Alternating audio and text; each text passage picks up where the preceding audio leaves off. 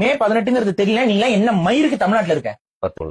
2 லட்சம் தமிழர்கள், ஒருத்தர் 2 பேர்லாம் கிடையாது, 2 லட்சம் தமிழர்கள் இறந்த நாள் அது. மே 15ல இருந்து மே 21 நாள் வரைக்குமே நிறைய பேர் தொடர்ச்சியா இறந்துட்டு இருந்தாங்க.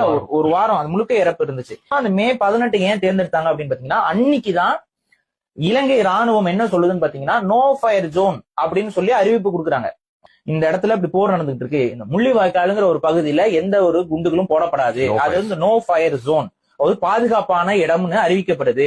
அங்க இலங்கை ராணுவ கட்டுப்பாடு இருக்கு, நீங்க அங்க போனீங்க அப்படின்னா உங்களுக்கு எந்த விதமான பாதிப்பும் இருக்காது, தமிழர்களே நீங்க எல்லாம் போர்ல இருந்து பாதிப்புக்கு உள்ளாகிற மக்கள் எல்லாரும் வாங்க அப்படின்னு சொல்லி கூப்பிடுறாங்க.